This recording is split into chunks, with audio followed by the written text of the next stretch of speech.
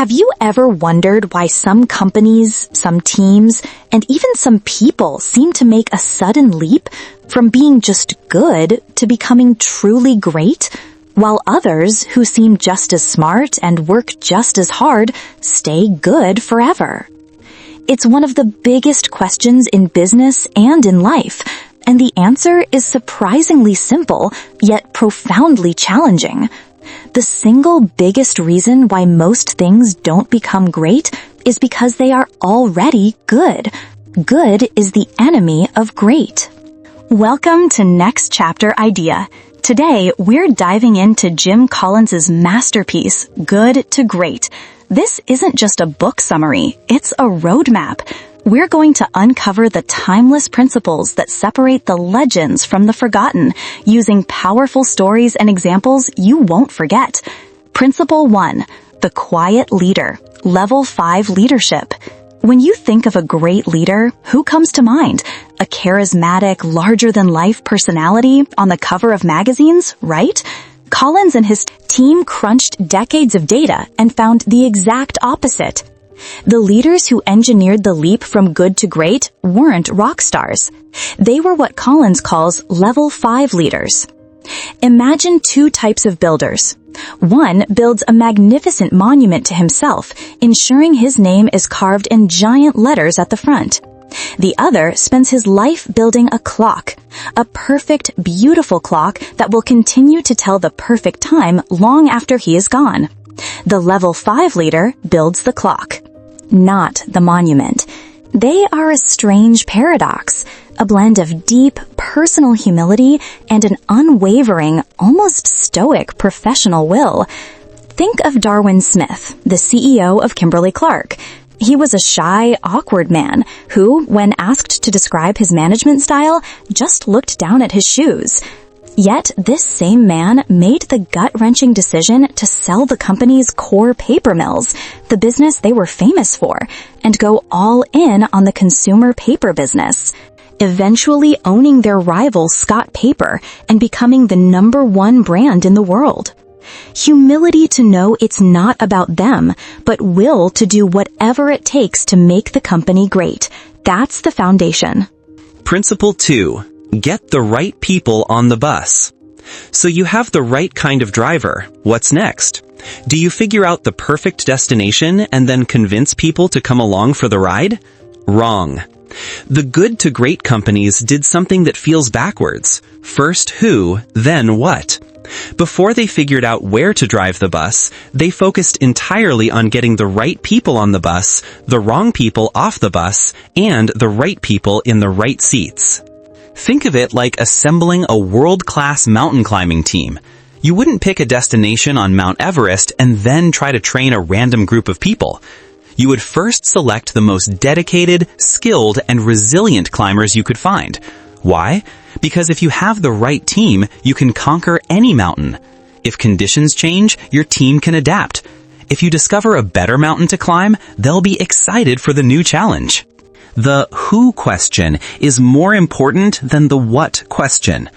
Great companies built great teams first, knowing that a bus full of motivated, self-disciplined people could figure out how to get to an amazing place. Principle 3.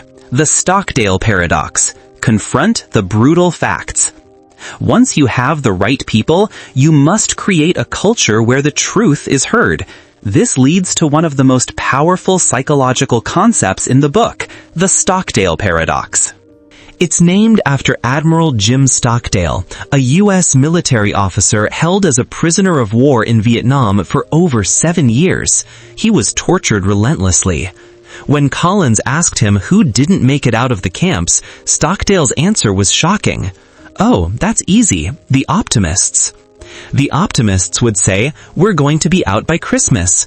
Christmas would come and go. Then they'd say, "We'll be out by Easter," and Easter would come and go. Eventually, they died of a broken heart.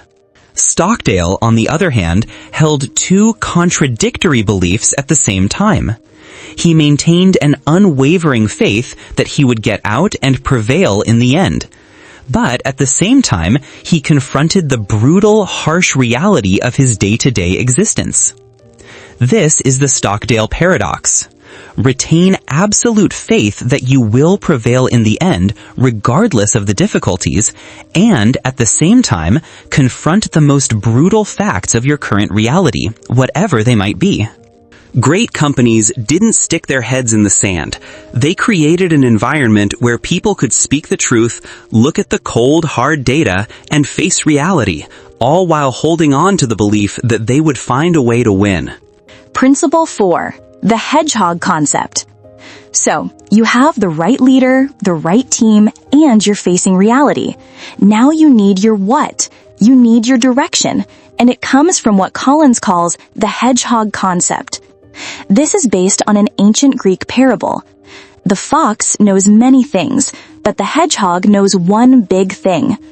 The fox is clever, cunning, and chases a dozen different ideas at once, but every time, the hedgehog defeats him with one simple, elegant defense. It rolls into a perfect spiky ball. Good to great companies acted like hedgehogs. They found the one thing they did better than anyone else and stuck to it. This hedgehog concept isn't a goal or a strategy. It's a deep understanding that lives at the intersection of 3 simple circles. 1. What are you deeply passionate about? 2. What can you be the best in the world at? And just as importantly, what can you not be the best in the world at? 3. What drives your economic engine? What is the single metric, like profit per customer, that you can build your entire model around? Take Walgreens. They weren't passionate about just being a pharmacy. They realized their hedgehog was to be the best, most convenient drugstore with high profit per customer visit. This simple idea drove every decision. They got rid of stores that weren't on high-traffic corners and started clustering stores so you couldn't go a few blocks without seeing one. Simple, brilliant. Hedgehog. Principle 5. The Flywheel Effect. The final piece of the puzzle is perhaps the most important. The transformation from good to great never, ever happened in one single moment. There was no miracle moment. Instead, it was like pushing a giant, heavy flywheel. Imagine a massive metal disc mounted horizontally. Your job is to get it spinning. The first push takes incredible effort, and it barely moves. You push again. It moves a few inches. You keep pushing, consistently in the same direction. After hours of effort, the flywheel completes its first full turn. You keep pushing. The second turn is easier. The third, even easier. You keep pushing and pushing. Suddenly, the momentum kicks in. The wheel is now spinning faster and faster, its own weight driving it forward. One final push sends it hurtling forward with unstoppable force. That is how good to great happens. Not with one revolutionary program or one lucky break. It's the cumulative effect of every decision, every action, every step pushing the flywheel in the same direction, guided by the hedgehog concept. The opposite is what Collins calls the doom loop. Companies that push the flywheel one way, then stop, change direction, and try to push it another way. They never build momentum, and they fall into mediocrity. Summary and your next chapter. So let's bring it all together. It starts with a level 5 leader whose ambition is for the company, not themselves. They get the right people on the bus first. Together, they confront the brutal facts of reality, armed with unwavering faith. This process leads them to the profound simplicity of their hedgehog concept. And then, with a culture of discipline, they push, push, push on the flywheel, turn by turn, building unstoppable momentum. Good to Great isn't just a business book. It's a manual for excellence. Whether you're running a company, leading a team, or just trying to improve your own life, these principles are the physics of success. So the question for you is, what is your flywheel? What is your personal hedgehog concept? And are you willing to do the hard, consistent work to make the leap from good to great? If this breakdown gave you a powerful new idea, help our channel's flywheel turn by hitting that like button. For more deep dives into books that shape our world, make sure you subscribe to Next Chapter Idea. And now we want to hear from you. Comment below with the concept that resonated with you the most. Is it level 5 leadership, the hedgehog, or the flywheel? Let's start a great conversation. Thanks for listening.